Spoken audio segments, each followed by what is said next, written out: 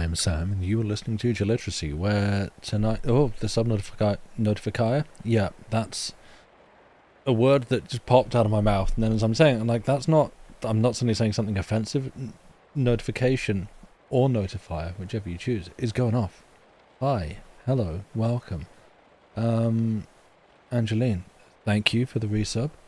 Andy Pants, thank you for the resub. And Paroda, thank you for the resub. And anyone else who's not subscribing, also thank you. You can get thanks too. You're all thanked and welcome. Hi everybody. How are you? I'm fine. We're fine.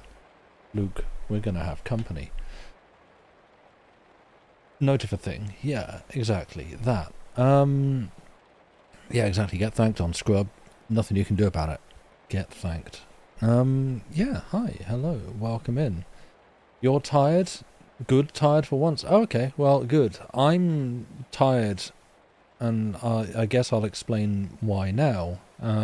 Because I'm tired because I overslept and chose to get up late today, and my reasoning for choosing to get up late today is that I have recklessly at the back of my mind been cooking up a plan for the last day or two, maybe, that I would possibly later this evening, and it's already 9 o'clock this evening, attempt some kind of late night through the night stream going on until midday tomorrow, so that I could be streaming when the Kickstarter for the new Longest John's album, Ends of the Earth, concludes. Because, yeah, oh dear, I was waiting for that. Because there is the sensible thing to do, that a sensible person might do, would be get to bed early, get to bed at a nice time, wake up bright and early and refreshed, and go live early in the morning, so that I could have a stream live at midday. No, that's not happening. That will never happen. I would wake up tomorrow at like 9 and go, nah, and just go back to bed. So the only way that this will happen is if I oversleep today to fill up on sleep, such that I know that it's impossible for me to get to sleep at a decent time tonight. And then I'm intending to stay up tonight playing video games and watching the Kickstarter total. Getting to bed early was laying in bed awake for 10 hours and still getting 0.6 hours of sleep. Yes, exactly. I know the way my brain works. Got to play some Elden Ring. Those streams can be quite long. So this is just me talking about that stream rather than other stuff. I have been trying to figure out what I will play, what might actually sustain my interest for 12 hours, and equally important, well, ish 12 hours. I'm going to be starting a little after midnight. Equally important, sustaining chat's interest for 12 hours, because I have a lot of games that I've not played, but there's a lot that I know that if I go live with it, it'll be like, yo, what the hell is this? And so it kind of came down to a bit of a short list of maybe Voices of the Void. I don't know. I don't want to do late night marathon runs, because the what the hell is this games are the best games. Don't like they can be, but the problem there is that, like, if you're something like this, yeah, it's a bit of a party, a bit of a celebration for people that know and wants to be there, and so people from the Discord, people from the community who follow the Twitch channel and go, oh nice, I'll drop in and see that. But there is also a bit of a mercenary factor of people going, ooh, I want to see that game played. And if it's an obscure thing with like 9 overwhelmingly positive Steam reviews, you don't get overwhelmingly positive for 9 reviews, you've got to have like 1,000. But 9 Steam reviews or whatever, then being mercenary, being matter of fact, that's not a game with a big reach that people are going to tune in for. And sometimes you want something that people might look at and go, ooh, I can't wait to see that be played. And so the one that has been heading the list is Slay the Spire 2. So the other one I would possibly also consider, if it were on sale at the moment, but it's not, is Hades 2. But yeah, I'm thinking possibly maybe Slay the Spire 2. There we go. There you see. You see. There are the eyeballs. That may be a good shout. So I have a couple of other backups that I could always switch to, because yes, I can sit down and play a game for 12 hours, but that I've only ever really done that by accident in the last 10 to 15 years, never with purpose. You probably tune in for some of the other games. Yeah, thank you. You do not have complex taste. You're a cheap view. Okay, that's fair. Hey, you know, there may be websites that could sell those services. They advertise in Twitch chats all the time. But yeah, so that's where my brain is currently at. So it's good to feel tired right now. You said you won't be able to catch any of it live, but enjoy it. I mean, I'll be going tomorrow morning. If you're up tomorrow morning, you could catch the end. I don't think my own shining personality would draw on the views. Sadly not. I think sort of cult of personality stream like that, you've got to...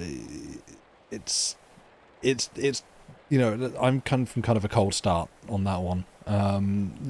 Neither good or bad comments about my ability to magnetize viewers to a stream, but you've got to get people to click on it first and stick around. Oh, you need to go to a birthday, so maybe when you have breakfast. Yeah, I mean, again, it's like you do not need to like bend. Ooh, as I punch the mic, you don't need to bend your day around streams being broadcast.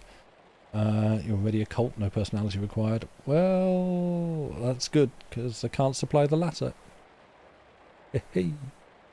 But yeah, so because of that, I think I will possibly just do one chapter this week, but worry not, it's a long one. It's the one that I didn't read last week, because I think it's going to take me longer than the usual half, so I'm not like massively shortchanging you this week.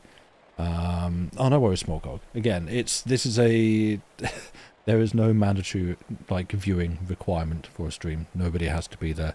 No one will be judged if they do not make it to a stream. That's Twitch's business, not mine. Yeah, don't worry. And especially like it's a real late last minute announcement. Because frankly, I could wrap this stream up and go, you know what? I'm pretty tired. I'm just going to stop. No one would be tested, Arian. But yeah, the other option would be like, oh, I could just do marathon runs. And as in the game, not just going to run a bunch of like, yeah, you all know. But that feels like a really good way to clean out my vault of all of my gear, and the later the night gets, the worse I will play. Yeah, so yeah, that's what I'm thinking. But you know, book chat, we can do book chat for a minute now as well. I received a new book this week. I posted a picture of it on the Discord.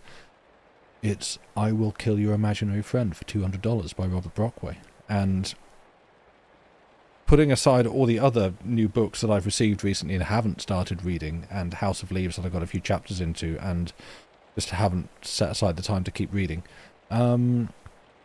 you do love the title. It's a very Brockway title. Yeah, as I think I said, I say it on the Discord, I think he's another of the like the Cracks alumnus who very much lives for irreverency and absurdity. Although yeah, the other books of his that I've read don't have titles like that, so it's more along the lines of like a Jason Pargin title. But it's yeah, if you like a John dies at the end, it's gonna be in a similar vein. Saw John dies at the end of the bookstore today. First time we've seen it in hard copy. Oh, nice. I think. No, yeah, I've seen it. I've seen it in bookshops. There's a new one coming of those. But yeah, it's good. I started reading it yesterday. I think yesterday, and carried on a bit today. And it's good. It's very readable. And yeah, it's so far as I've got in, it's about a guy who has the ability to view like imaginary friends, and The problem there is that the imaginary friends can become aware that they can be seen by him and turn violent and hostile. And that's the problem. And so, yeah, he offers... I've just kind of got to the part where he's hit straits that are dire enough that he needs to sort of return to offering his services for killing imaginary friends for $200. And yeah, like, honestly, yeah, so far it's good, it's nice, it's well written. There is already like a good kind of emotional core there, like a genuine empathy, which is nice to see in a book like this. Not that I didn't expect that, but yeah, it's just you sort of encounter some of the ways that he's writing about some of these subjects, and like, oh damn, yeah, this is written with some care. So it's good. I look forward to reading more. Is there anything else? Anything else happened? Anyone else want to talk about anything before I get into book? Before I get into the Nightland? Angeline, I think it was, you said you've missed the first 2 episodes, so you worry about what you've missed. But as Perola quite correctly put it, even if you're here listening and paying attention, it can still be a bit of a test to try and keep up. So, you know, just along those lines, I'm going to drop the text into... Where are we starting from? Is it chapter 4? Wait, is it chapter 4 we're starting from? Yes. I believe it is. Yeah. Yep, chapter 4.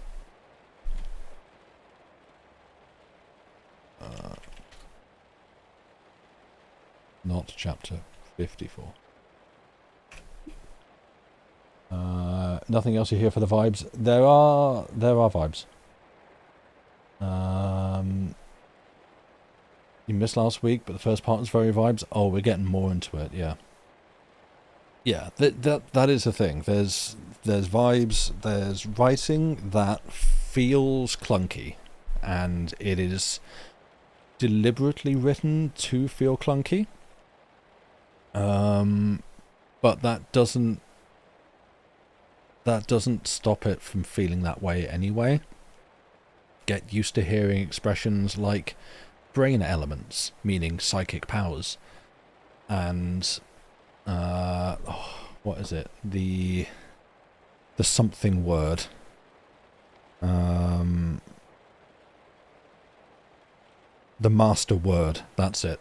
Where basically, skipping most of what's happened, we are now following a protagonist who's like, I think, a guy in sort of late teens, early 20s, who has made a psychic connection. No, let's step back a little bit first. Lives in a giant metal pyramid in the extremely far distant future, like some several millions of years in the future, I believe, because it's uncertain. They're not really sure because they're so far ahead they don't remember today. But this is in the long, far distant future. The sun has gone out, so Earth is cast into darkness.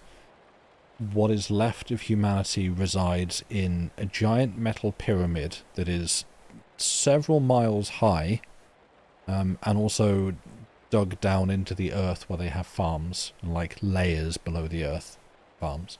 And everybody lives there.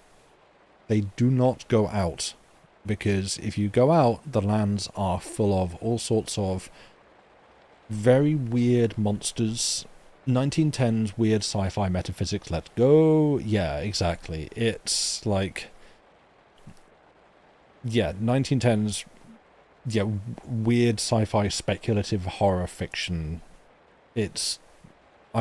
Genuinely, it is fascinating to me, the idea of someone in 1910s coming up with this sort of story and writing it, contrasting with like anything else I've read from that period.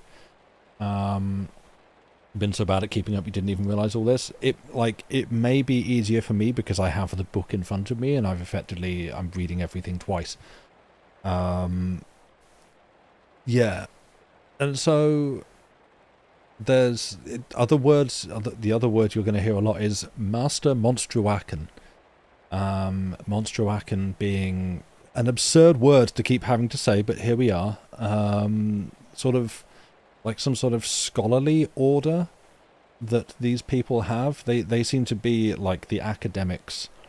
And our protagonist is good friends with the master of these, the top one, and what they do is they sit in this pyramid just observing things. They look in all four cardinal directions and so on and so forth with like big spy glasses and just observe things and like listen for their listening equipment, I think, as well. And yeah, the lands are just strewn with strange things like giants and Monstruaken for your fellow need to see the wordians. Yeah, there's a bit of that, and there's also a lot of words that are capitalized, which there's no way for me to pronounce the capitalization, but that lets you know this is an important thing. So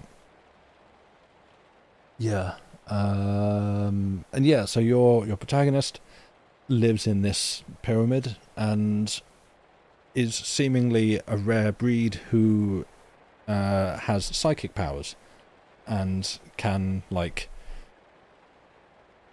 hear like thoughts and messages from other people, and has, I think, in the previous chapter made some kind of psychic connection with a woman in what they didn't realize existed, a second pyramid that is I think they call it the lesser pyramid, but it's like way out across the land. And they do this by communicating what is known as the master word, which I guess is just like the Wi-Fi password.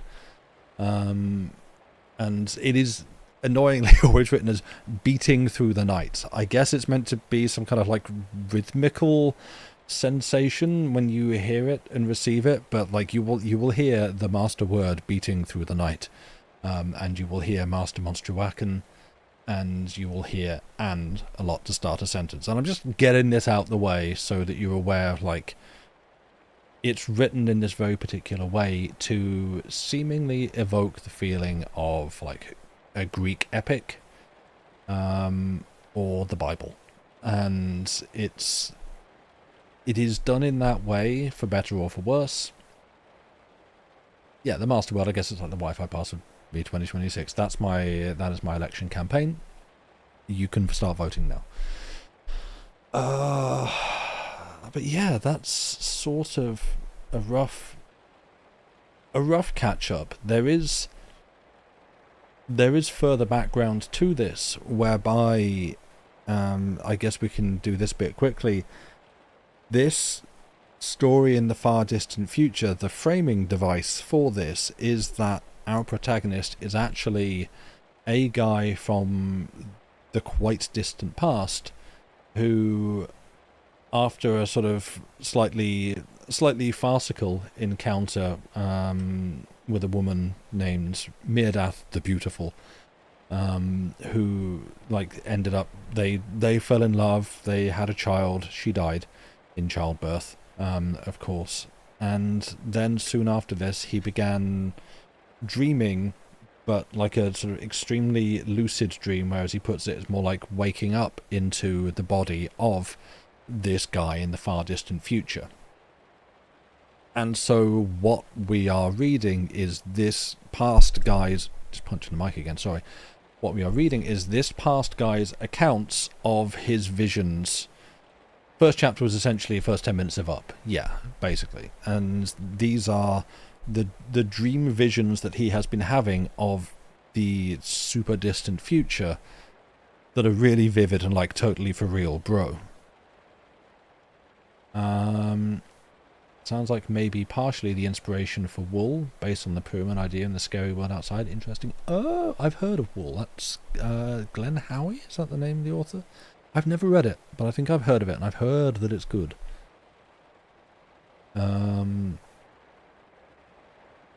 That's the name that just auto-completed in my brain. I don't know how close or accurate that is. Read it like 10 years ago or more. Yeah, that is one that I feel like I should read, because I think I've heard that it's good.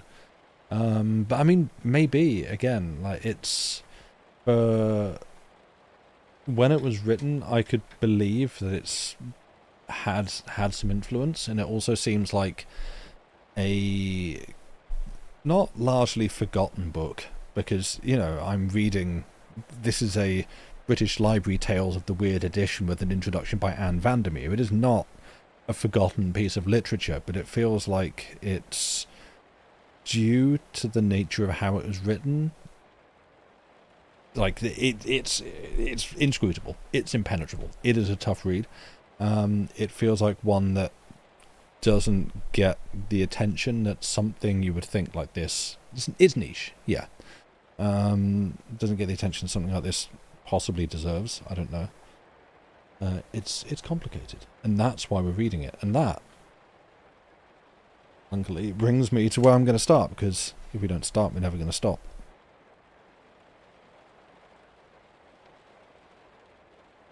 That classic Pringles catchphrase. If you don't start, you can't stop. Pringles. So, I've lost the plot already. I'm going to read a book to you now, so I don't have to think about what I'm saying. Someone else has already done that for me. So if we're all ready to begin, your text is pinned at the top of chat if you're watching now on Twitch, or below in the information on YouTube. And if you're watching on YouTube, hello, thank you for listening. You're always appreciated. I'm going to begin reading the continuation of The Nightland by William Hope Hodgson, with Chapter 4, The Hushing of the Voice. Dearest, thine own feet tread upon the world at night, treading as moonflakes step across a dark, kissing the very dew to holier light. Thy voice, a song past mountains, which to hark brightens my soul with an utter lost delight. Now, one night, towards the end of the 16th hour, as I made ready to sleep, there came about me, all about me, the thrilling of the aether, as happened oft in those days. But the thrilling had a strange power in it, and in my soul the voice of Nani sounded plain, all within and about me. Yet, though I knew it to be the voice of Nani, I answered not immediately, save to send the sure question of the master word into the night. And directly I heard the answer, the master word beating steadily in the night. And I questioned Nani why she had speech with me by the instrument at the time, when all were sleeping, and the watch set among the monstruacans. For they, in the little pyramid, had their sleep time to commence at the 11th hour, so that, by this, it was 5 hours advanced towards the time of waking. And Nani should have slept, nor have been abroad to the tower of observation, apart from her father. For I supposed that she spoke by the instrument, her voice sounding very clear in my brain. Yet to this question she made no answer in kind, but gave a certain thing into my spirit, which set me trembling. For she said certain words that began, Dearest, thine own feet tread the world at night. And it well may be that she set me to tremble, for as the words grew about me, there wakened a memory dream, how that I had made these same words to Mirdath the Beautiful, in the long-gone eternity of this our age, when she had died and left me alone in all the world. And I was weak a little with the tumult and force of my emotion, but in a moment I called eagerly with my brain elements to Nani to give some explaining of this thing that she had spoken, to the utter troubling of my heart. Yet once more she made no direct answer, but spoke the words again to me across all the dark of the world. And it came to me suddenly that it was not Nani that spoke, but Mirdath the beautiful, from out of all the everlasting night. And I called, Mirdath, with my brain elements into the night, and lo, the far, faint voice spoke again to my spirit through all the darkness of eternity, saying again those words. Yet, though the voice was the voice of Mirdath the beautiful, it was also the voice of Nani, and I knew in all my heart that this thing was in verity, and that it had been given to me to be birthed once more into this world in the living time of that only one, with whom my spirit and essence hath mated in all ages through the everlasting. And I called with my brain elements and all my strength to Nani, but there came no answer, neither sign of hearing, though through hours I called. And thus, at last, I came to an utter exhaustion, but neither could be quiet nor sleep. Yet, presently, I slept. And when I waked, my first memory was of the wondrous thing which had befallen in the sleep-time. For none in all this world could have known those words, save it had been the spirit of Mirdath, my beautiful one, looking from above my shoulder in that utter lost time, as I made those words to her out of an aching and a broken heart. And the voice had been the voice of Mirdath, and the voice of Mirdath had been the voice of Nani, and what shall any say to this, save that which I had in my heart? And immediately I called to Nani once and again twice, and in a little moment there came all about me the throbbing of the master word, beating solemnly in the night, and I sent the master word to give assurance, and immediately the voice of Nani, a little weak as was it always when she had not the instrument, but sent the message with her brain elements. And I answered her, and questioned her eagerly concerning her sayings of the past time of sleep, but she disclaimed, and made clear to me that she had no knowledge of having spoken, but had slept through all that time of which I made to tell, and, indeed, had dreamed a very strange dream. And for a little while I was confused, and meditated, not knowing what to think, but came suddenly again to a knowledge that Nani's far voice was thrilling the aether all about, and that she would tell to me her dream, which had set strong upon her mind. And she told the dream to me, and in the dream she had seen a tall, dark man, built very big, and dressed in unfamiliar clothing, and the man had been in a little room, and very sorrowful and lonesome, and in her dream she had gone nigh to him. And presently the man made to write, that he might ease him by giving expression to his sorrow, and Nani had been able to read the words that he wrote, though to her waking spirit the language in which they were writ was strange and unknown. Yet she could not remember what she had writ, save but one short line, and this she had mind of in that he had writ the word Mirdath above, and she spoke of the strangeness of this thing, that she should dream of this name, but supposed that I had fixed it upon her by my first callings. And then did I, with something of a tremble in my spirit, ask Nani to tell me what she remembered of the writing of that big, sorrowful stranger, and in a moment her far voice said these words all about me, Dearest, thine own feet tread the world at night. But no more had she memory of. Yet it was a sufficiency, and I, maybe with a mad, strange triumph in my soul, said unto her with my brain elements that which remained of those words, and my spirit felt them strike upon the spirit of Nani, and awake her memory, as with the violence of a blow. And for a little while she stumbled, dumb before so much newness and certainty, and her spirit then to waken, and she near wept with the fright and the sudden new wonder of this thing. And immediately, all about me there came her voice thrilling, and the voice was the voice of Mirdath and the voice of Nani. and I heard the tears of her spirit make pure and wonderful the bewildered and growing gladness of her far voice. And she asked me, as one who had suddenly opened the gates of memory, whether she might be truly Meerdath. And I, utter weak and shaken strangely because of this splendour of fulfilment, could make no instant answer. And she asked again, but using mine old love name, with a sureness in her far voice. And still I was so strangely dumb, and the blood to thud peculiar in mine ears, and this to pass, and speech to come swift. And this way to be that meeting of our spirits, across all the everlasting night.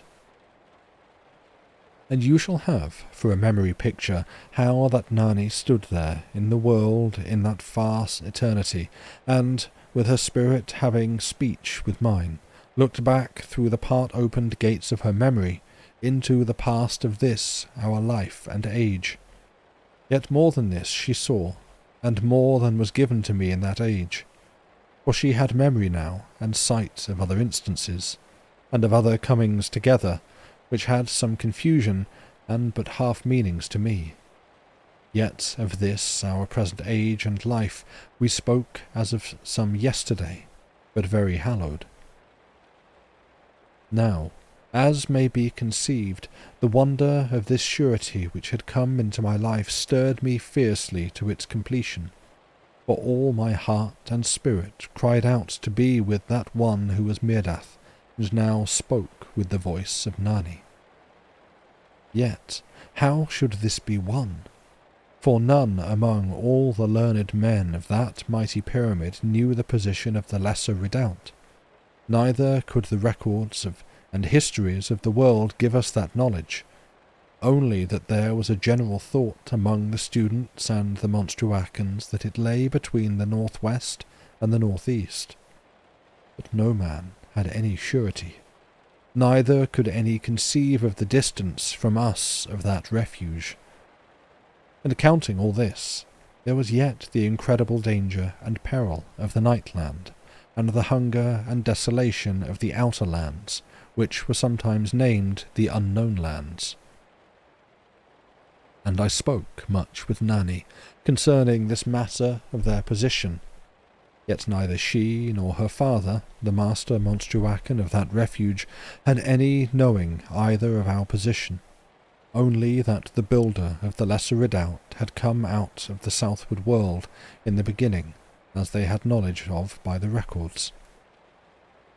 Also, the father of Nani had set that ancient compass to bear, for, as he made explanation to us through the instrument, so great a power of the earth current must be ours that, perchance, it was our force which did affect the pointer from steadfastness.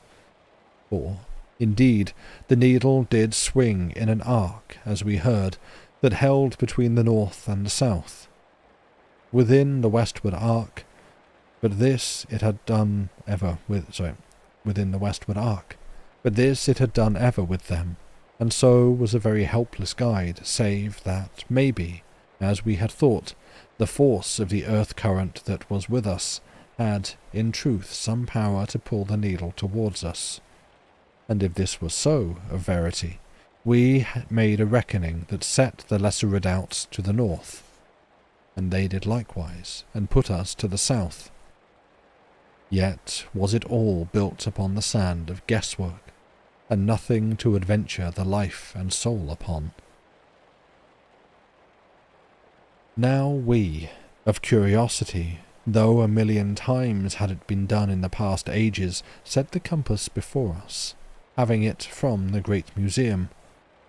But, as ever in that age, it did spin if we but stirred the needle, and would stop nowheres with surety, for the flow of the earth current from the crack beneath the pyramid had a power to affect it away from the north, and to set it wandering. And this may seem very strange to this present age, yet to that it was most true to the seeming nature of things, and harder to believe that ever it did once point steadfastly to prove a guide of sureness and unfailing. For, Be it known, we knew the positions of the land by tradition, coming from that ancient time when, in the half-gloom, they had builded the pyramid. They having known the use of that ancient compass, and with sight of the sun had named the positions, though we of that far future day had forgotten the very beginnings of those names of direction, and used them but because our fathers did 1,000,000 years and more. And likewise we did the same with the names of the day and the night, and the weeks, and the months, and the years, though of the visible markings of these there was nothing but only and always the everlasting night, yet the same seeming very natural to that people.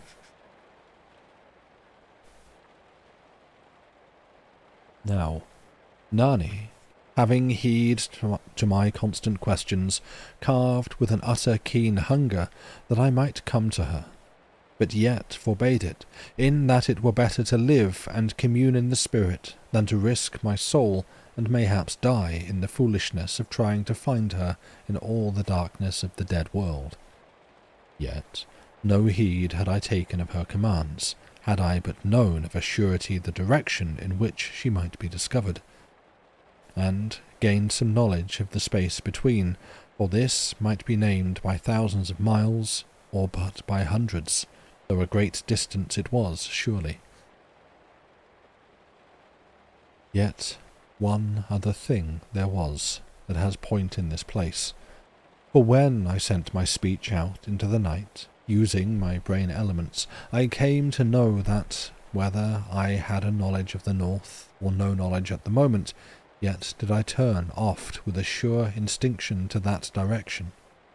And of this the master Monstruacan took very great note, and had me to experiment many a time and way, and so enclosed about with screens or with bandages across mine eyes that I could not, save by that inward knowing, have any knowledge to point me the way.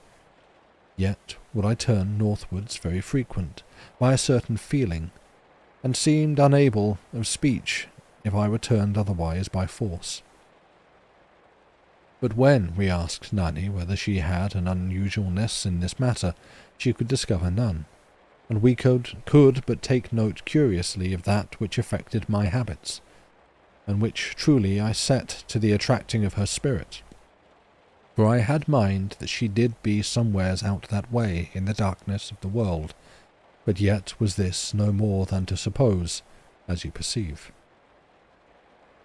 And the master Monstruacan wrote a study of this matter of the northwardness of my turning, and it was set out in the hour slips of the Tower of Observation, and so it came to be copied by the hour slips of the great cities, and made much comment, and much calling up to me through the home instruments, so that, with this, and the speech that went about concerning my powers to hear, I was much in talk, and diversely pleased and oft angered by overmuch attention and importunity.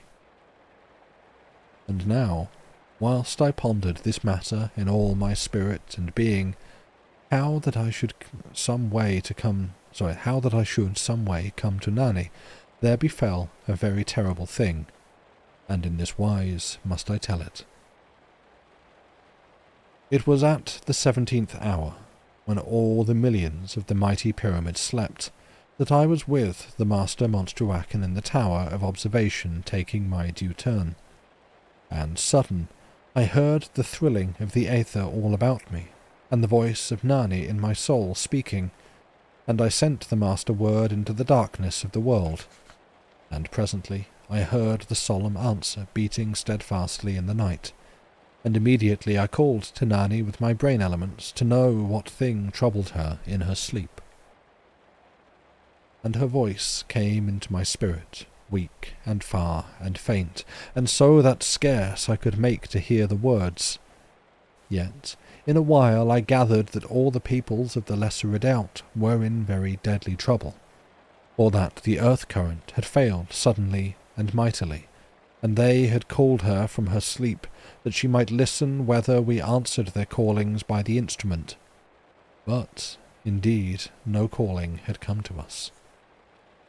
And they who had been of late so joyful were now grown old with sorrow in but an hour or two, for they feared that the fresh coming of the earth current had been but the final flicker and outburst before the end. And even in this short while of our speech, did it seem to me that the voice of Nani grew further off from me, and I felt like to have broken my heart with the trouble of this thing. And through all that remained of that sleep time did I converse with Nani, as might two lovers who shall presently part forever. And when the cities awoke, the news went throughout them, and all our millions were in sorrow and trouble. And thus was it for, maybe, a little month. But I'll do that again with better emphasis. And thus was it for, maybe, a little month. And in that time had the voice of Nani grown so weak and far off that even I that had the night hearing could scarce make real its meaning, and every word was to me a treasure and a touch upon my soul, and my grief and trouble before this certain parting drove me that I could not eat, neither have rest. And this did the Master Monstruacan take upon him to chide and correct, for that, if any were to help, how should it be done if I that had the night hearing, and heard even now that the recording instruments were dumb, came to ill health? And because of this, and such wisdom as was mine, I made to eat and order my life that I might have my full powers. Yet was this beyond all my strength, for presently I knew that the people of the Lesser Pyramid were threatened by the monsters that beset them, and later I had knowledge from faint, far words whispered in my brain that there had been a fight with an outside force that had harmed many in their minds, so that in madness they had opened the gate and had run from the Lesser Pyramid out into the darkness of the lands about them, and there had their physical bodies fallen to the monsters of those lands, but of their souls who may know? And this we set assuredly to the failure of the earth current, which had robbed them of all force and power, so that in those few weeks all life and joy of living had left them, and neither hunger nor thirst had they, much nor any great desire to live, but yet a new and mighty fear of death, and this doth seem very strange. And, as may be thought, all this made the peoples of the great redoubt think newly of the earth current that issued from the crack beneath the pyramid, and of their latter end, so that much was writ in the hour slips concerning this matter, yet in the main to assure us that we ourselves might each be free from a disturbed heart, though some went foolishly to the other event, and spoke of a speedy danger to us likewise, as is ever the way. But the truth of our own case lay, maybe, somewhere between. And all the hour slips were full also of imaginings of the terror of those poor humans out in the darkness of the world, facing that end which must come upon all, even upon our mighty pyramid, though, as most would believe, so far away in some future eternity that we have no cause for trouble. And there were sad poems writ to the peoples of that lesser redoubt, and foolish plans set about to rescue them, but none to put them to effect, and no way by which so great a thing might be done, and doth but show how loosely people will speak out of an over-security. Yet to me there had come a certain knowledge that I must make the adventure, though I achieved naught save mine own end. Yet it were better to cease quickly than that I should feel as now I did feel. That same night, in the 18th hour, there was a great disturbance in the aether about the mighty pyramid, and I was awakened suddenly by the Master Monstruacan, that I might use my gift of the night hearing to hearken for the throbbing of the master word which they had thought to come vaguely through the instruments. But no one of the Monstruacans was sensitive enough of soul to account truly whether this was so. And lo, As I sat up in the bed, there came the sound of the master word beating in the night about the pyramid, and immediately there was a crying in the aether all about me. "We are coming! We are coming!" And mine inwards leaped and sickened me a moment, so shaken was I with a sudden belief, for the message seemed some ways to come to me from very near to the great redoubt, as that they who sent it were nigh to hand. And forthwith I called the master word into the night, but no answer did there come for a while, and then a faint thrilling of the aether about me, and the weak pulse of the master word in the night, sent by a far voice, strangely distant. And I knew that the voice was the voice of Nani, and I put a question through all the darkness of the dead world, whether she were within the lesser redoubt, and safe thus far. And presently there came a faint disturbance about me, and a small voice in my soul, speaking weakly and out of an infinite distance, and I knew that far away through the night Nani spoke feebly with her brain elements, and that she abode within the lesser pyramid, but that she too had heard the strange pulse of the master word in the night, and that message, "We are coming, we are coming," and vastly had this thing disturbed her, waking her within her sleep, so that she knew not what to think, save that we were devising some method to come to them.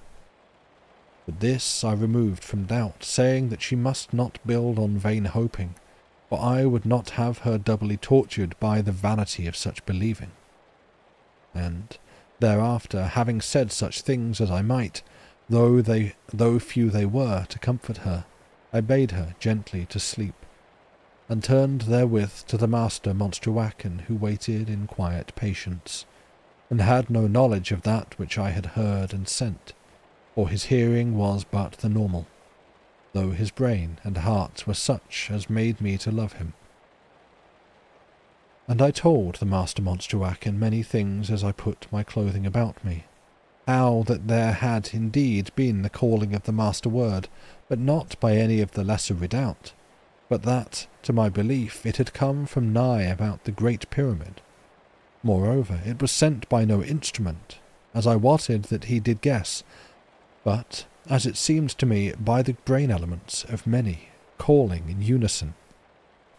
And all this did I set out to the master Monstruacan, and with something uncertain of fear and trouble in my heart, yet with a blind expectation, as, indeed, who would not? Though no longer was I shaken by that first thought of her nearness. And I said to the master Monstruacan that we should go to the tower of observation, and search the night lands with the great spyglass. Excuse me, just getting comfy on the seat and creaking it. And we did this, and lo, presently we saw a great number of men pass over the electric circle that went about the pyramid. Yet they came not to us, but went outwards towards the blackness and the strange fires and hideous mysteries of the nightland. And we ceased from spying, and looked swiftly at one another, and knew in our hearts that some had left the mighty pyramid in the sleep-time. Then the master Monstruacan sent word to the master watchman that his wardership had been outraged, and that the people left the great pyramid in the sleep-time, for this was against the law, and none ever went out into the nightland, save the full watch were posted to the great door, and at a due time, when all were wakeful. For the opening of the door was made known to all the millions of the great redoubt, so that all might be aware, and know that no foolishness was done without their wotting. Moreover, ere any had power to leave the pyramid, they must pass the examination, and be prepared, and some of this have I set out already, and so stern was the framing of the law, that there were yet the metal pegs upon the inner side of the great gate, where had been stretched the skin of one who disobeyed, and was flayed, and his hide set there to be a warning in the early days. Yet the tradition was remembered, for, as I might say it, we lived very close about the place, and memory had no room whereby she might escape. Now the master watchman, when he heard that which the master Montjoaquin had to tell, went hastily with some of the central watch from the watch-dome to the great gate, and he found the men of the sleep-time watch with the warder of the gate all bound and stopped in the mouth, so that none could make outcry. And he freed them, and learned that nigh 500 young men from the upper cities by the bigness of their chests had come upon them suddenly, and bound them, and escaped into the night through the eye-gate in the top of the great gate. And the master watchman was angry, and demanded why that none had called by the instruments of the watch-house. But lo, some had made to call thus, and found them unable to wake the recorders which lay in the central watch-dome, for there had been tampering. Now, after this, they made certain new rules and laws concerning the order of watching, and made tests of the lesser instruments of the inward pyramid nightly, upon the coming of the sleep-time, which was, even in that strange age, by tradition called the night, as I have given hint. Though hitherto, until the way of my story was known, I have used a word for the sleep hours that was not of that time, but somewhat an invention to make this history free from the confusion of night and day, when, in truth, it was always night without upon the world. Yet, after this, shall I keep to mine use the luxury of the true names of that time, and yet how strange is it that the truth should be of so little to our thinking. And so to go forward with my telling, for, though all this care were now taken, it had no force until afterward, and at this moment were those poor foolish youths out in all the danger of the nightland, and no way by which they might be succoured or called back, save that fear or wisdom should come to them quickly, that they cease from so wild an attempt, for it was to make rescue of those in that other unknown pyramid, out in all the darkness of the world's night, that was their intent, as we had speedy knowledge from those boon friends that had been in the secret of their plot, which had seemed to them great and heroic, and was so in verity, but that neither they who went nor they who stayed had a true awareness of the danger they had dealing with, being all naught but raw and crude youths, yet doubtless with the makings of many fine and great men among them. And because some had thus abetted that which they knew to be against the law, which was framed to the well-being and safety of all, there were certain floggings, which might the better help their memories in the futures as to the properness of their actions and wisdom. Moreover, they who returned, if any, would be flogged as seemed proper after due examination, and though the news of their beatings might help all others to hesitation, ere they did foolishly, in like fashion, yet was the principle of the flogging not on this base, which would be both improper and unjust, but only that the one in question be corrected to the best advantage for his own well-being. And it is not meet that any principle of correction should shape to the making of a human signposts of pain for the benefit. I'll read that again. For it is not meet that any principle of correction should shape to the making of human signposts for pain for the benefit of others, for in verity this were to make one pay the cost of many's learnings, and each should owe to pay only so much as shall suffice for the teaching of his own body and spirit. And if others profit thereby, this is but accident, however helpful, and this is wisdom, and denoteth now that a sound principle shall prevent practice from becoming monstrous. Yet now must I hasten that I set down how it fared with those 500 youths that had made so sad an adventure of their lives and unprepared souls, and were beyond our aid to help them, who might not so much as make any calling to them, to bid them to return, for to do this would have been to tell to all the monsters of the land that humans were abroad from the mighty pyramid. and this would have been to cause the monsters to search the youths out to their destruction, and maybe even to awaken the forces to work them some dread spiritual harm, which was the chief fear. Now, presently, through all the cities of the great redoubt, the news had gone how that 500 foolish youths had adventured out into the despair of the Nightland, and the whole pyramid waked to life, and the peoples of the south came to the northern sides, for the great gate lay in the northwest side, and the youths had made from there, not straightly outwards, but towards the north, so would be seen from the northeast embrasures, and from those within the northwest wall.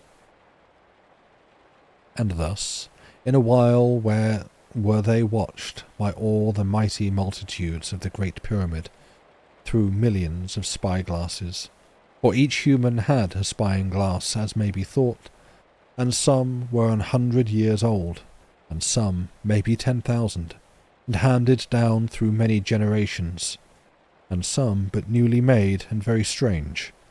But all those people had some instrument by which they might spy out upon the wonder of the Nightland, or so had it been ever through all the eternity of darkness, and a great diversion and wonder of life was it to behold the monsters about their work, and to know that they plotted always to our destruction, yet were ever foiled. And never did all that great and terrible land grow stale upon the soul of any, from birth until death, and by this you shall know the constant wonder of it, and that sense of enemies in the night about us, which ever filled the heart and spirit of all beholders, so that never were the embrasures utterly empty. Yet many beheld not the land from the embrasures, but sat about the view tables, which were set properly in certain places throughout the cities, and so beheld the Nightland without undue cranings or poising of spyglasses, though less plain seen. And these same tables were some form of that which we of this age name camera obscura, but made very great, and with inventions, and low to the floor, so that 10,000 people might sit about them in the raised galleries, and have comfortable sight. Yet this attracted not the young people, save they were lovers, and then, in truth, were they comfortable seats for quietness and gentle whisperings.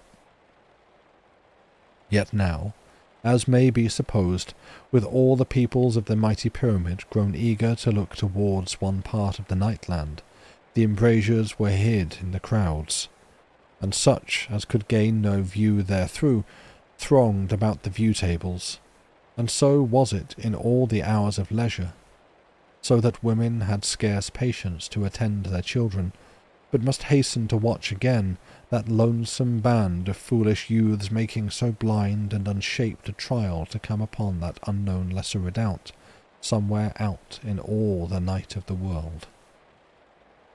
And in this wise passed 3 days and nights, yet both in the sleep time and the time of waking did great multitudes cease not to watch, so that many went hungry for sleep, as in truth did I, and sometimes we saw those youths with plainness, but other times they were lost to our sight in the utter shadows of the Nightland. Yet, by the telling of our instruments, and the sense of my hearing, there was no awareness among the monsters and the forces of evil that any were abroad from the pyramid, so that a little hope came into our hearts that yet there might be no tragedy. And times would they cease from their way, and sit about in circles among the shadows and the grey moss bushes, which grew hardly here or thereabout, and we knew that they had food with them to eat, for this could we see with plainness, as some odd, grim flare of light from the infernal fires struck upon one or another strangely, and passed, and left them in the darkness. And who of you shall conceive what was in the hearts of the fathers and the mothers that bore the youths, and who never ceased away from the northward embrasures, but spied out in terror and in tears, and maybe oft with so good glasses as did show them the very features and look upon the face of son and son. And the kin of the watchers brought them food, and tended them so that they had no need to cease from their watching, and beds were made in the embrasures, rough and resourceful, that they might sleep quickly a little, yet be ever ready if those cruel monsters without made discovery of those their children. Thrice in those 3 days of journeying to the northward did the youths sleep, and we perceived that some kept a watch, and so knew that there was a kind of order and leadership among them. Also they had each his weapon upon his hip, and this gave to us a further plea to hope. And concerning this same carrying of weapons, I can but set out here that no healthful male or female in all the mighty pyramid but possessed such a weapon, and was trained to it from childhood, so that a ripe and extraordinary skill in the use thereof was common to most. Yet some breaking of rule had there been, and the youths had each achieved to be armed, for the weapons were stored in every 10th house of the cities, in the care of the charging masters.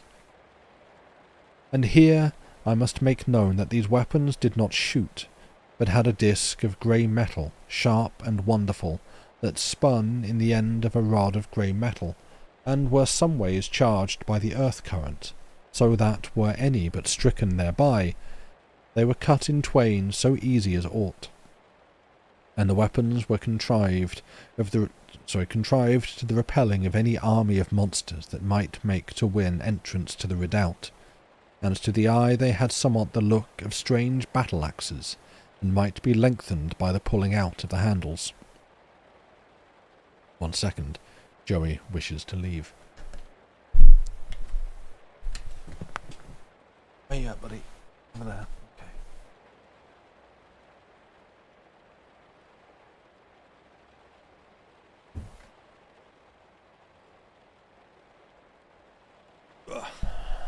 Yeah, we've got a saw blade on a stick. That's their weapon. It's pretty cool. Right. Handles, that's where we were.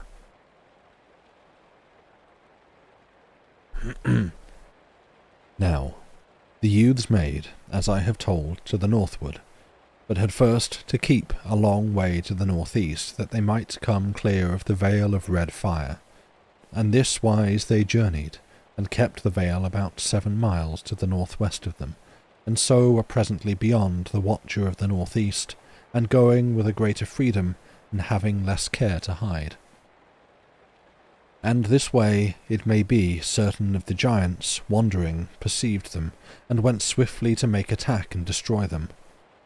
But some order went about among the youths, and they made a long line with a certain space between each, because of the terror of their weapon, and immediately it seemed the giants were upon them, 67 they were, and seeming to be haired like to mighty crabs, as I saw with the great spyglass, when the great flares of far and mighty fires threw their fierce light across the dark lands. And there was a very great and horrid fight. For the youths broke into circles about each of the giants, and many of those young men were torn in pieces. But they smote the monsters from behind and upon every side, and we of the mighty pyramid could behold at times the grey, strange gleam of their weapons, and the aether was stirred about me by the passing of those that died. Yet, by reason of the great miles, their screams came not to us, neither heard we the roars of the monsters, but into our hearts, even from that great distance and safety, there stole the terror of those awesome brutes. And in the great spyglass I could behold the great joints and limbs, and e'en I thought the foul sweat of them. And their size and brutishness was like to that of odd and monstrous animals of the olden world, yet part human. And it must be borne to mind that the fathers and the mothers of those youths beheld all this dread fight from the embrasures, and their other kin likewise watched, and a very drear sight was it to their hearts and their human natural feelings, and like to breed old age ere its due. Then, in a time, the fight ceased, for of those 27 giant brutes there remained none, only that there cumbered the ground 27 lumbering hillocks, dreadful and grim, for the lesser dead we could not see proper. And we that were within the pyramid saw the youths sorted together by their leaders, all in the dim twilight of that place, and with the great spyglass I made a rough count, and found that there lived of them 300. And by this shall you know the power of those few monstrous things, which had slain full 200, though each youth was armed with so wondrous a weapon. And I set the word through the pyramid, that all might have some knowledge of the number that had died, for it was better to know than to be in doubt, and no spyglass had the power of the great spyglass. After this fight, the youths spent a time having to care to their bodies and wounds, and some were made separate from the others, and of these I counted upon 50, and whilst the others made to continue their march towards the road where the silent ones walk, these were constrained by one who was the leader to return to the pyramid. And in a little I saw that they came towards us, wearily and with many a halt, as that they suffered great wounds and harm of the fight. But those others, maybe 250 youths, went onwards into the nightland. And though we sorrowed at this thing, yet was there come a huge pride into our hearts that those raw ones, who yesterday were but children, had so held themselves in the battle, and done a great deed that day. And I wot that whilst their mothers wept, easeless, their fathers' hearts swelled within them, and held somewhat of their pain away from them for a time. And all this while, those wounded youths came slowly, and rested, and came on again, the better helping the worse. And great excitement and trouble there was in all the mighty pyramid, to learn which were they that came, and they that went, and who lay out there quietly among the slain. But none might say anything with surety, for, even with that great spyglass in the tower of observation, they were not over plain, save when some light from the fires of the land flared high and lit them, for they stood not up into the glare of the fires, as had the giants. And though I saw them with clearness, yet I knew them not, for there was so mighty a multitude in that vast redoubt that none might ever know the half even of their rulers. And about this time there came a fresh matter of trouble to our minds. For one of the master Montdrakans made report that the instruments were recording an influence abroad in the night, so that we had knowledge that one of the evil forces was out. And to me there came an awareness that a strange unquiet stole over the land, yet I knew it not with mine ears, but my spirit heard, and it was as though trouble and an expectation of horror did swarm about me.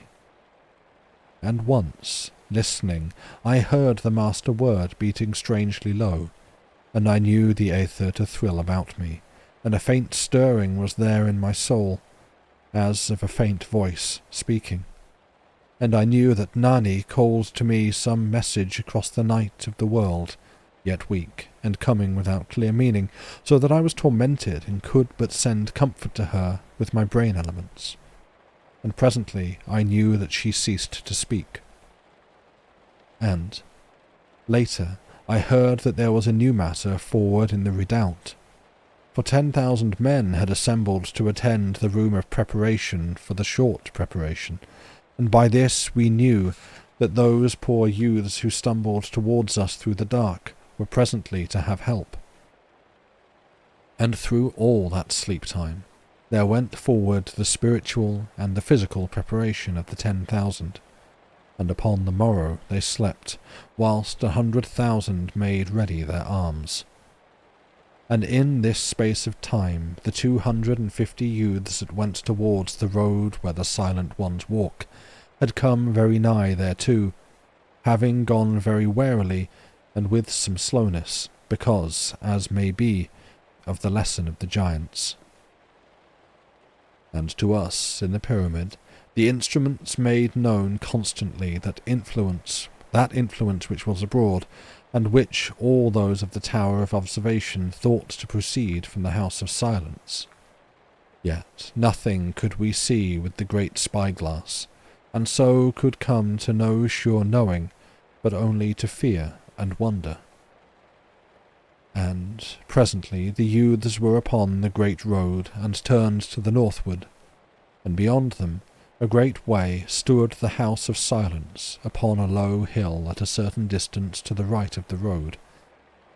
By now, they that were wounded had come to within maybe 15 miles of the great redoubt, and the news went through all the cities that the 10,000 men that were prepared made to arm themselves. And I went down by the tower lift, and saw them come down by thousands from the room of preparation, and none might go nigh to them, or cause them to speak, for they were made ready, and were, as it might be, holy.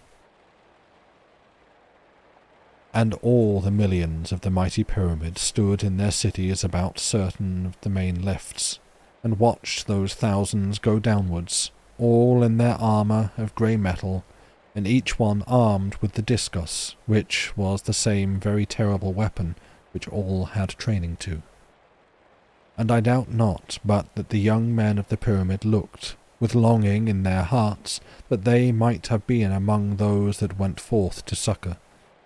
Yet the older men had graver thoughts in their hearts, for the blood ran more soberly in them, and they had knowledge and memory of the peril. And by this I would make clear that I speak less of the peril of the body, which is common to every state of life, but of the peril of the spirit. And it may be thought by those of this age that it was most strange that they of that, having all the knowledge of eternity to aid them, had no weapon by which to shoot and kill at a distance. Also, Joey would like to participate. He wishes to come back.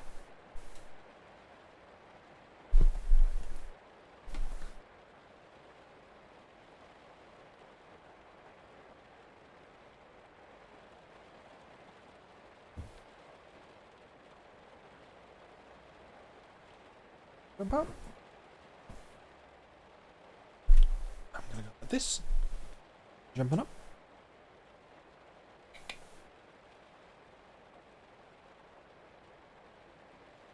Oh.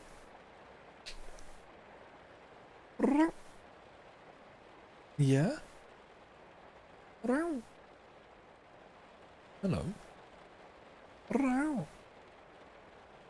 Okay.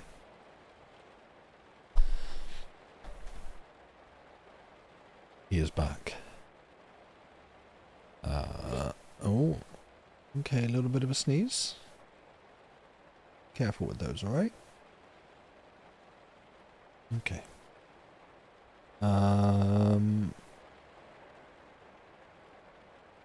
Where was I? Oh, yes. And it may be thought by those of this age that it was most strange that they of that, having all the knowledge of eternity to aid them, had no weapon by which to shoot and kill at a distance.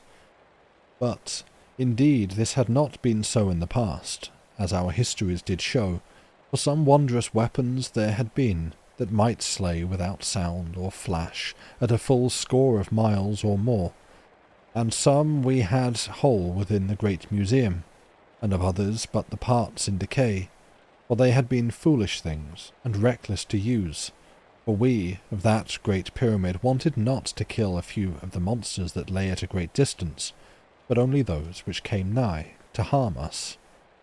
And concerning those same weapons that killed silently at a great distance, we had now little knowledge, save that they did waste the earth current, and no practice had we concerning their workings, for it was, maybe, 100,000 years gone that they had been used, and found to be of no great worth in a close attack, and harmful otherwise to the peace, in that they angered unneedful the forces of that land, slaying wantonly those monsters which did no more than beset the mighty redoubt at a great distance.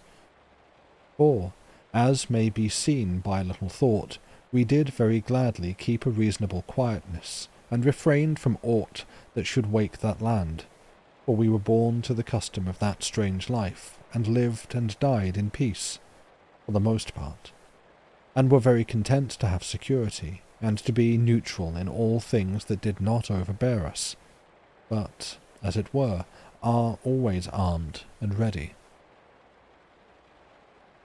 But concerning the great and evil forces that were abroad in the Nightland, these we had no power to harm, nor could we hope for more than we had. Nor could we hope for more than that we had security from them, which indeed we had. But the hugeness of their power was about us, and we dared not to wake it, save through such extremity as had come to pass by this folly of the youths, though even now we had no thought to attack aught, but only to succour those wounded ones. And concerning this simplicity of weapons, which excites somewhat even my wonder in this our present age, it may be that the powers of chemistry were some ways quaintly limited by conditions in that age, and there to be always a need to spare the earth current, and hence, by this cause and by that, we were brought by the extreme nigh to the simplicity of the early world, yet with a strange and mighty difference, as all may know who have read. Now, presently the word was sent to every city throughout the great redoubt, as was the law, that the great gate should be opened, and each city sent its master to form the full watch, as was the law. And each went clad in grey armour, and carrying the discus, and the full watch numbered 2,000, for there were also the watchmen. And the lights of the great causeway were made dim, so that the opening of the gate should cast no great glare from within into the Nightland, to tell the watcher of the northwest, and all the monsters, that certain humans went out from the mighty pyramid. Whether the vast and hidden forces of evil had knowledge, we knew not, and they who went must but chance it, remembering that they were prepared and had the capsule. And the 10,000 that were prepared went out through the great gateway into the night, and the full watch stood back from them, and spoke no word, but saluted silently with the discus, and they that went raised each the discus a little, and passed out into the night. Then the great gate was shut, and we made to wait and to watch, with trouble and expectation within our hearts, and at the embrasures many did comfort the women of those men. And I went back, upwards by miles, until I came to the tower of observation, and I looked out from there into the Nightland, and saw that the 10,000 halted at the circle, and made arrangement of themselves, and sent some before and upon either hand, so went forward into the Nightland. And after that I went to the great spyglass, and turned it towards the 250 youths that were far off upon the road where the silent ones walk. Yet for a while I could not perceive them, for all the road seemed empty. But afterward I saw them, and they were clambering back into the road, having gone aside, as I thought, because of the passing of one of those silent ones, and I saw now at a distance to the southward of them. There passed then some 3 hours, and in that time I varied my watching between those far-off youths and the 10,000 that went forward to succour the wounded, and were now, maybe, scarce 9 miles distant from the mighty pyramid, and the 10,000 came very close to them. And, in truth, in a little while they spied one the other, and I gathered in spirit something of the rejoicing of those youths. Yet weak and troubled were they, because of their wounds, and their knowledge of failure, and their disobedience of the law. And presently they were surrounded by the 10,000, and carried upon slings, and all that body swung round towards the pyramid and came back at a great pace. And, in the same time, I heard the sound that made them so swift to hasten, for there smote up through the night the baying of the hounds, and we knew that they were discovered. And I swept the great spyglass over the land towards the valley of the hounds, that I might discover them quickly, and I saw them come lumbering at a strange gallop, and great as horses, and it might be only 10 miles to the east. And I looked once upon the watcher of the northeast, and I saw and marvelled that the great bell ear quivered constantly, and I knew that it had knowledge, and gave signal to all the land. Then did one of the Monstruacans report that a new and terrible influence was abroad in the land, and by the instrument we had knowledge that it approached. And some of the Monstruacans called foolishly with weak voices to the 10,000 to haste, forgetting and desiring only their safety from that which came near. Then, looking with the great spyglass, I saw that there moved across the land, in the direction of the plain of blue fire, a mighty hump, seeming of black mist, and came with prodigious swiftness. And I called to the master Monstruacan that he come and look through one of the eyepieces that were about the great spyglass. And he came quickly, and when he had looked a while, he called to the Monstruacan that had made report. And the Monstruacan answered, and replied that the influence drew nearer by the reading of the instrument, yet of the thing itself the man had no sight. And I ceased not to look, and in a little while the humped thing passed downwards into the veil of red fire which lay across the land that way. But I watched steadfastly, and presently I saw the black hump climb up from the veil of red fire upon this side, and come through the night, so that in scarce a minute it had come halfway across that part of the nightland.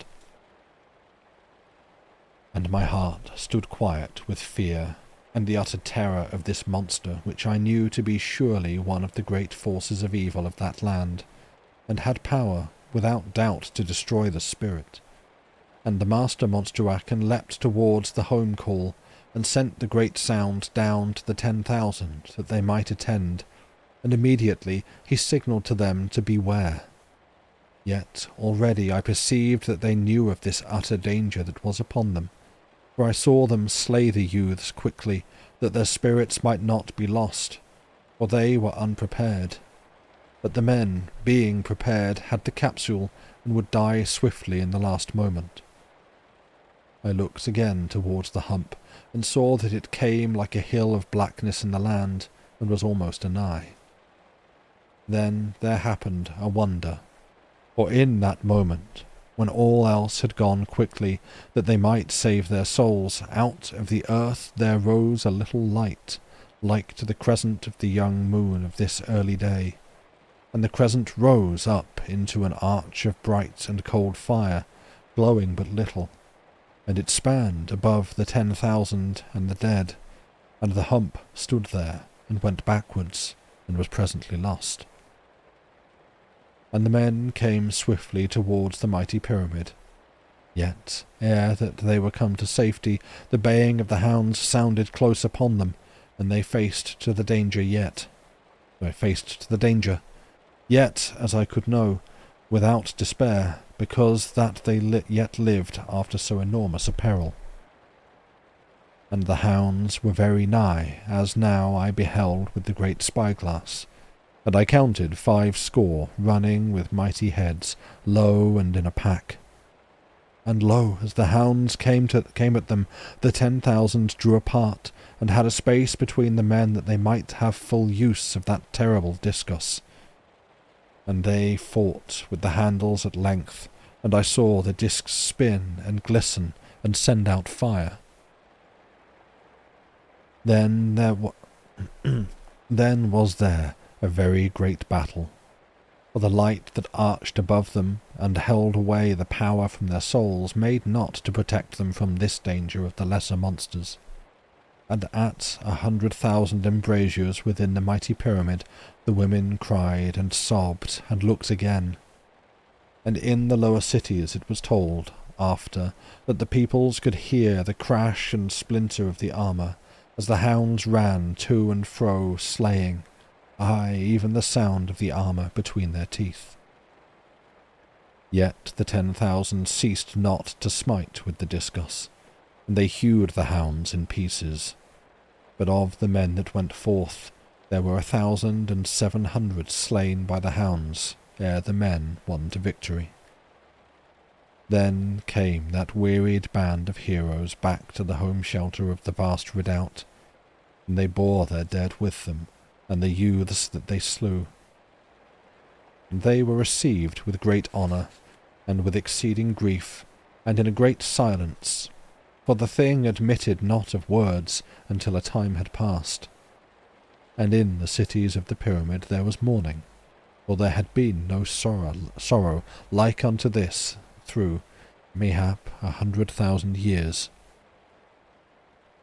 And they bore the youths to their mothers and to their fathers, and the father of each made thanks to the men that they had saved the soul of his son, but the women were silent.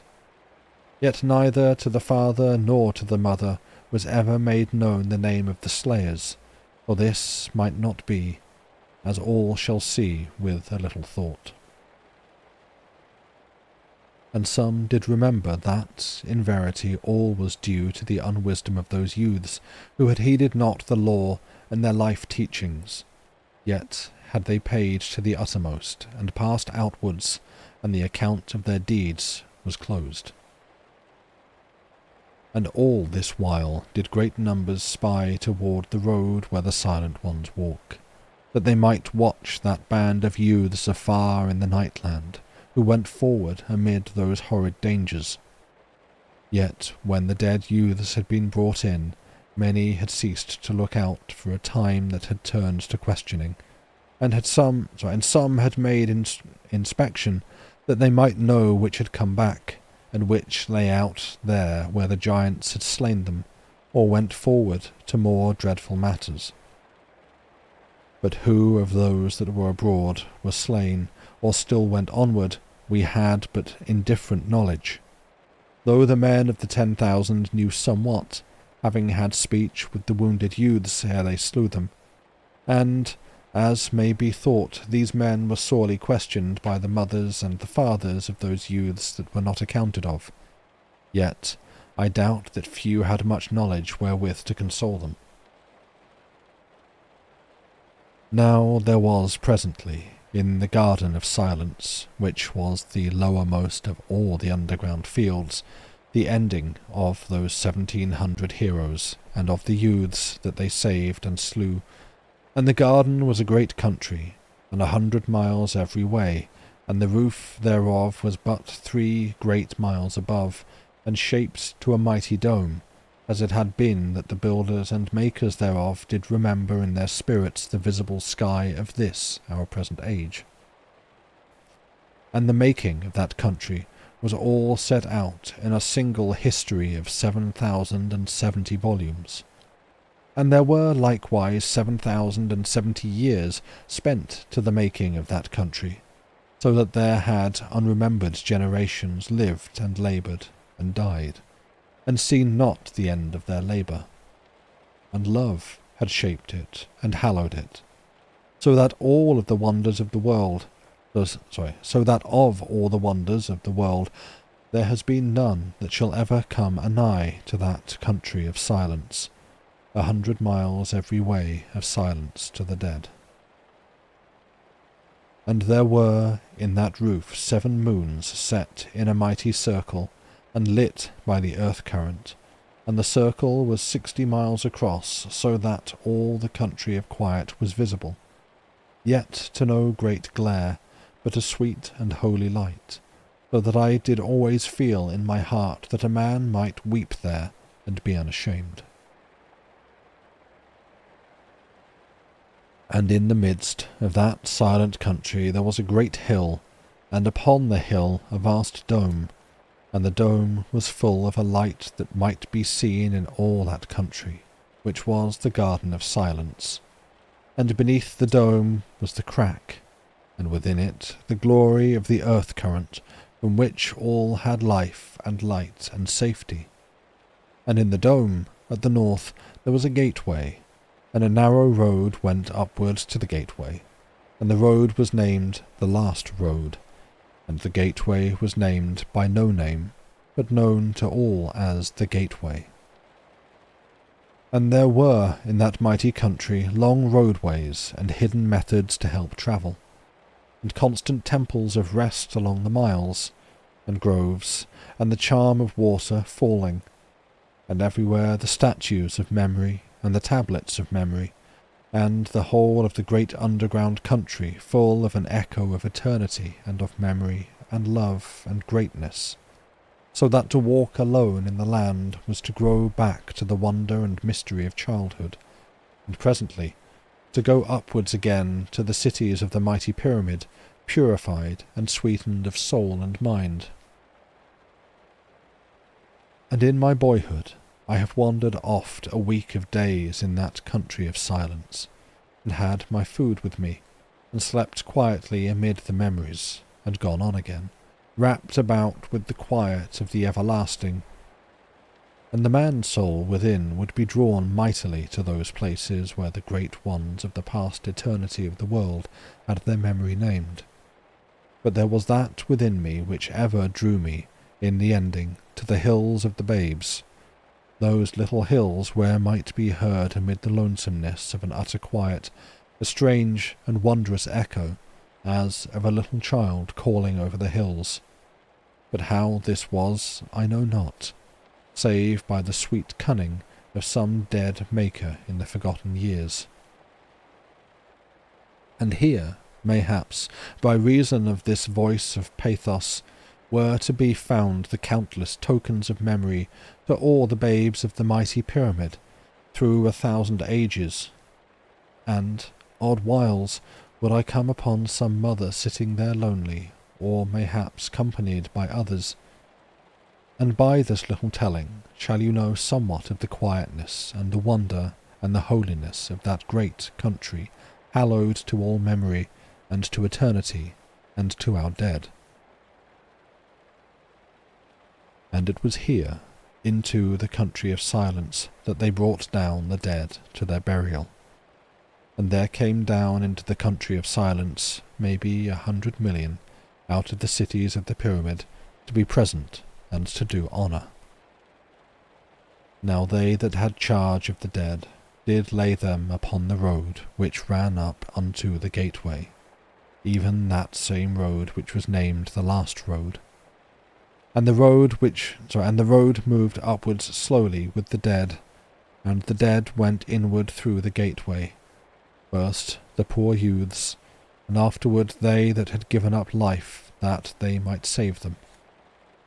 And as the dead went upwards, there was a very great silence over all the miles of the country of silence. But in a little while there came from afar off a sound as of a wind wailing, and it came onwards out of the distance, and passed over the hills of the babes, which were a great way off, and so came anigh to the place where I stood. Even as the blowing of a sorrowful wind did it come, and I knew that all the great multitudes did sing quietly, and the singing passed onwards, and left behind it an utter silence, even as the wind doth rustle the corn, and pass onwards, and all fall to a greater seeming quietness than before. And the dead passed inward through the gateway, into the great light and silence of the dome, and came out no more. And again, from beyond the far hills of the babes, there was that sound of the millions singing, and there rose up out of the earth beneath the voices of the underground organs, and the noise of the sorrow passed over me, and went again into the distance, and left all hushed. And lo, as there passed inward to the silence of the dome the last of those dead heroes, there came again the sound from beyond the hills of the babes, and as it came more nigh, I knew that it was the song of honour, loud and triumphant, and sung by countless multitudes. And the voices of the organs rose up into thunder from the deep earth, and there was a great honour done to the glory of the dead, and afterwards once more a silence. Then did the peoples of the cities arrange themselves so that from every city whence had come a hero, for the people of that city gathered together. And when they were so gathered, they set up tokens of memory to the dead of their city, but afterwards did charge artists to the making of sculpture great and beautiful to that same end, and now did but place tablets against that time. And afterwards the people did wander over that country of silence, and made visit and honour to their ancestors, if such were deserving. And presently the mighty lifts did raise them all to the cities of the pyramid, and thereafter there was something more of usualness, save that ever the embrasures were full of those that watched the youths afar upon the great road.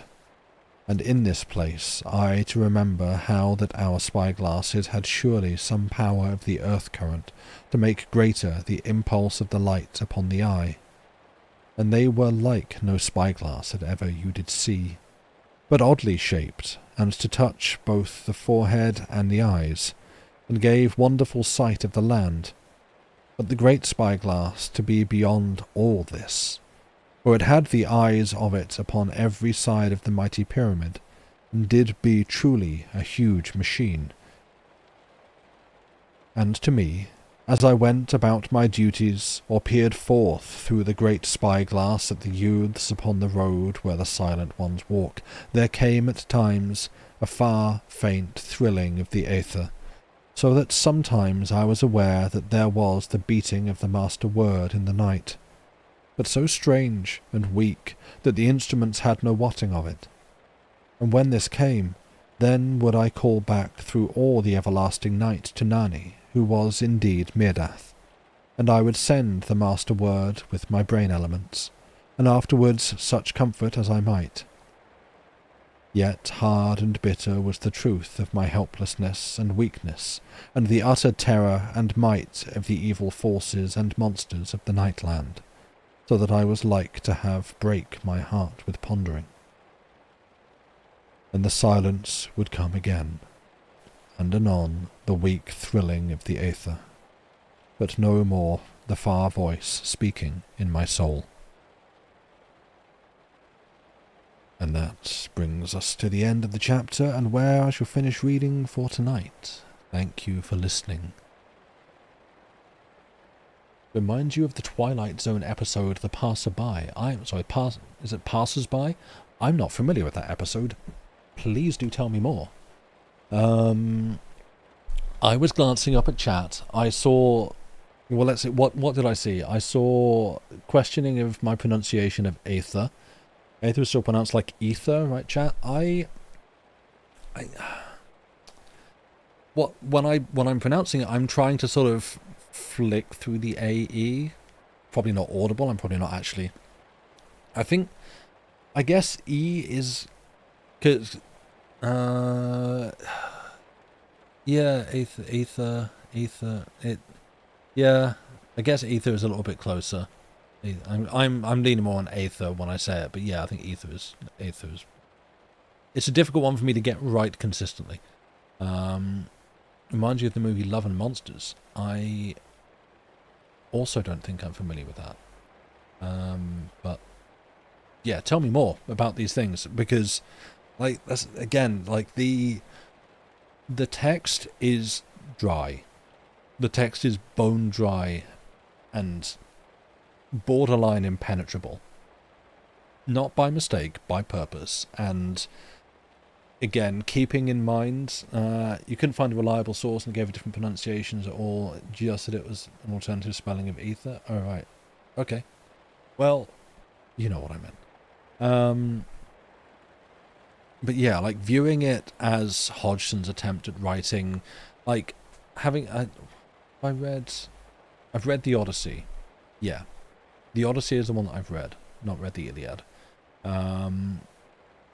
But this is because I was like 18 and wanted to be a guy who had said he'd read the Odyssey, so I read it. Basically, scary monsters roam the world. Humans are hiding in bunkers. A young guy leaves his bunker to find his maybe girlfriend in another bunker. Oh, damn, yeah, that's exactly this. That's just this story. Amazing. And, yeah, sort of framing this in that light of, like, we live in this giant structure. There are millions, millions of people in this giant pyramid that is many miles tall. And this, like, we're going to send out, like, okay, so, like, a party of young guys has decided to break loose and just roam out to try and get to this other place. Okay, how many? Like, 500? 500? 500 young guys have just coordinated to form their own little militia and break out? Okay, sure. Like, the numbers are absurdly big. And, yeah, it's like they have this mighty battle with all these beasts. And as you said, Andy Pan, so we're just, like, watching, eating popcorn. I love that he's invented television. And it's like, yeah, we have these, like, view screens that it's sort of like a camera obscura, but it shows, like, moving pictures, and everyone, like, gathers around to watch this reality TV of some kids going out there and probably dying. And yeah, okay, sure. And then, yeah, just even, like, what was it, 200 died, 50 injured were sent back, and the other 200 like carried on. No, the other 250 carried on. And yeah, then it's like, okay, then we gather, like, what was it, 10,000 men who are going to go out, accidental Hunger Games? Oh yeah. We're going to gather like 10,000 men who are going to go out to rescue them, and by rescue you can hear the quotation marks. It's, hi, we're here to save your souls. Great. Are you gonna, like, bravely sacrifice yourselves to get us back? Well, kind of, but what we're actually going to do is, it's really important to save your soul, not, like, your physical mortal body, so we're just going to, oh no, there's a bit of trouble, we're going to kill you, sorry. Stab. That feels very, again, like, ancient epic rather than modern story.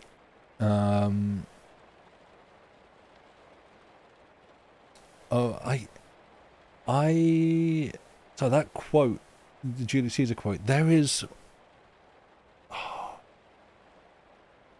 a piece of music, I think, that I have on a playlist which has that quote. All the wonders that I have yet heard, it seems to me most strange that men should fear, seeing that death a necessary... Yeah, it's, a necessary end. A piece of music called A Necessary End by Saltillo. Or Saltillo, maybe. Probably. Doing the very British guy pronouncing probably a Spanish word. Saltillo. Alright, mate, like a tortilla. It does kind of read like a retelling of an Old Testament biblical war. With swords. Yeah, exactly. It's kind of wild. And yeah, I honestly, I glanced up and saw the no guns, is this woke? I kind of loved that he actually sorry, Sochi is Nahuatl, which again I'm probably butchering. Now I'm confused. Oh, is it your name? Yes, thank you, Sochi. Cheers. No, I would have actually got there eventually to ask for a pronunciation guide. No, I was talking about. Tell you what, I'll find the piece of music because it's kind of cool. I really like it.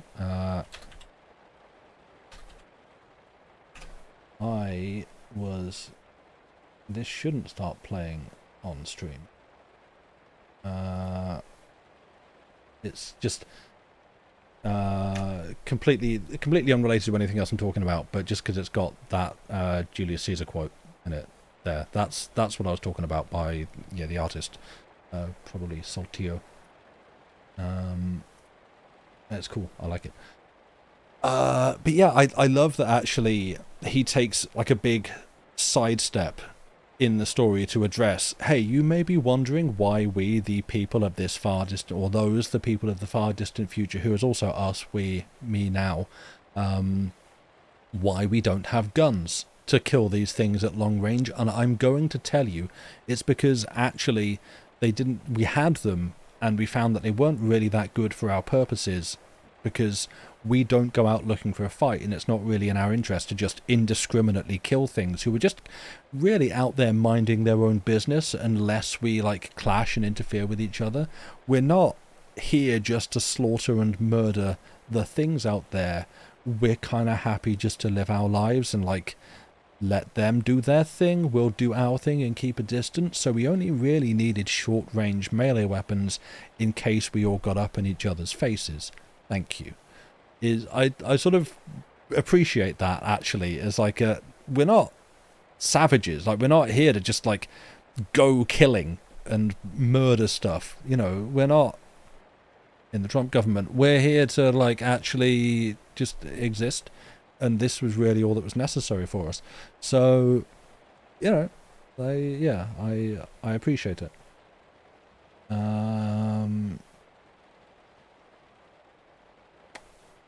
What else? I'd had to turn a page, turn a corner of a page just for like right towards the end where when he's describing like their deep below the ground burial grounds, the country of silence, and makes special mention of the hills of the babes, which obviously is referring to, you know, children and babies and infants. But those of us who grew up in the 90s, the millennials mainly I'm pointing towards, who watched Wayne's World, the Hills of the Babes is a very different, sounds like a very different thing. And, you know, it's difficult to read that. You did have that thought, okay, good, I'm glad I'm not the only one. It is difficult to read that title without, you know, Wayne and Garth having opinions. So there's that. But yeah, I don't know. I'm continuing to enjoy it. I like you oh no, see, you remind me of the babe. What is that? Because the other alternative would be the sheep pig. Where there's just an adorable little pig just roaming free, rounding up sheep while Farmer Hoggett watches on. From Labyrinth. Oh. No, I've seen Labyrinth like once. I'm not nearly queer enough to be able to quote it. Sorry. But I respect it.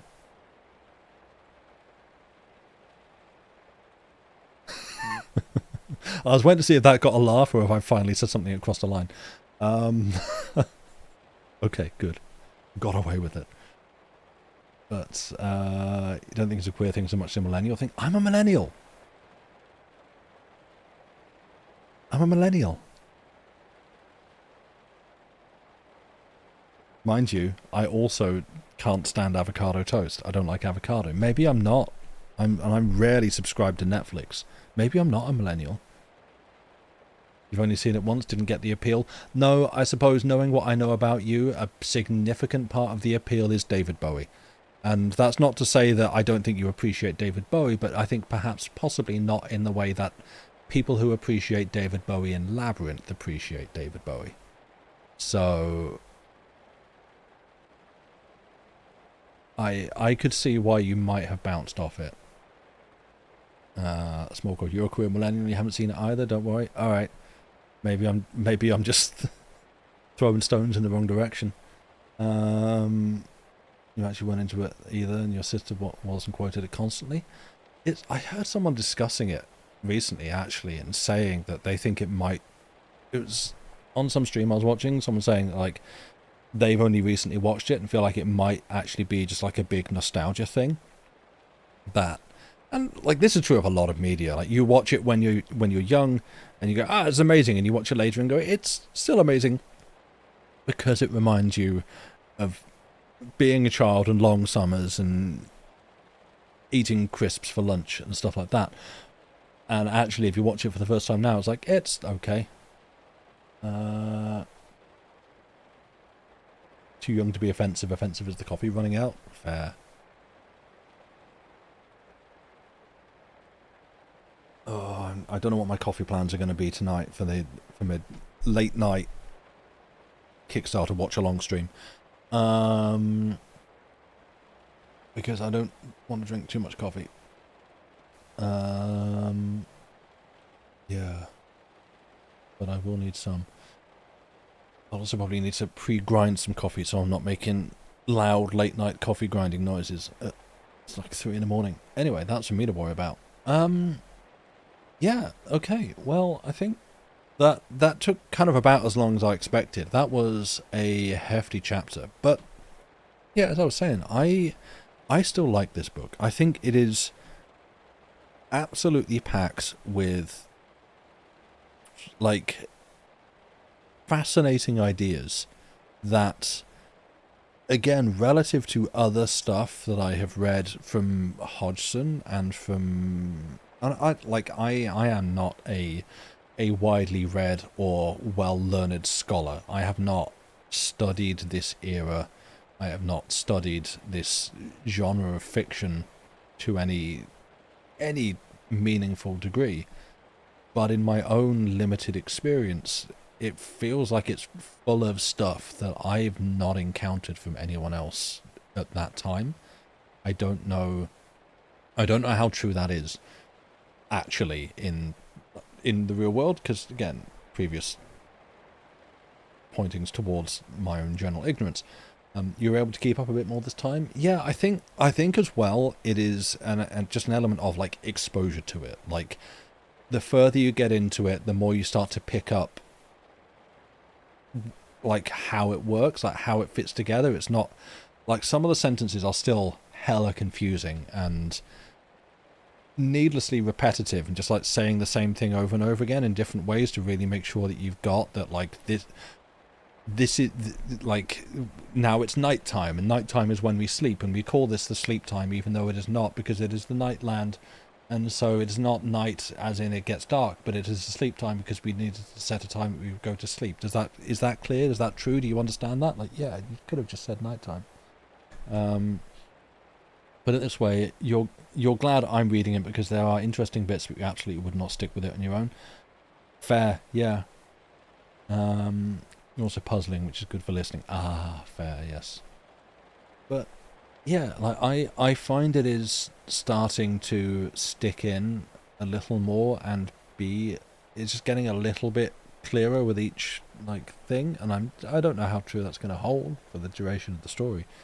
But yeah, like in terms of like its plotting, I feel like I can pretty clearly see where it's going to go. But I want to know more about this place and these things. Like the monkey from Powerpuff Girls. Would you believe me? Would you be shocked if I said I've never seen Powerpuff Girls? I am, I think, vaguely familiar with, is it Mojo Jojo, the monkey from Powerpuff Girls? Because I think my main exposure to that is somebody on a forum that I used to be on who, for a time, had that as their, like, avatar, their profile picture. I think that's the closest I've really got to that whole world. So I'm afraid I can't go with you there either. But anyway, yeah, it's 11 here, so I'm gonna disappear for a bit. I mean, from here, I'm gonna be gone for a bit, for a week. You've only ever seen a couple of episodes? Yeah, he talks like that too. Ah, great. Okay, good. But yeah, sometime in, I guess, around in around about an hour plus. Probably not. I'm not intending to like start exactly at midnight, but sometime around between midnight and 1 in the morning in the next 1 to 2 hours. I'm intending to go live over at twitch.tv/longestjohnsgaming, where I will be playing something until midday tomorrow. Because I make poor life choices to the entertainment of others, and we're going to do that one more time. Let's be real, I'm 43, I don't know how many more of these I have in me, but while I feel up to it, I might as well give it a crack and see. It's not a 24-hour stream, it's a 12-hour stream. That might be too much. It might be Slay the Spire 2. Probably going to be Slay the Spire 2. I might just like 43, I'm young. I disagree. It doesn't feel like it anymore. I've crossed some kind of threshold. But yeah, I might be playing Slay the Spire 2 there. I might do some marathon ventures and see, just like solo, not playing with players, randos and stuff. How it goes. Yeah, no worries, Angela. Pop in and good thing.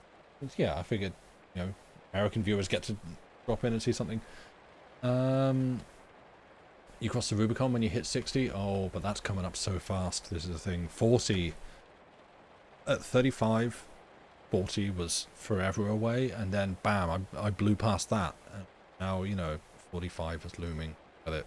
50 like 2 months afterwards, so it's coming up. If I keep going for that long, you'll probably show up later. Neat. Yeah, that's the intent, but we'll see. But for now, I'm gonna go. So thank you all for being here. You've been a wonderful, lovely audience. Thank you for listening. And if on YouTube, if you've made it this far, listening to just brain off rambling for all this stretch as well, outside of the reading, thank you. It's really appreciated. Hope you enjoyed it. And yeah, I'm gonna go, and I will see you later or on the next one, depending what suits you. Goodbye, good night, and have a good rest of the weekend.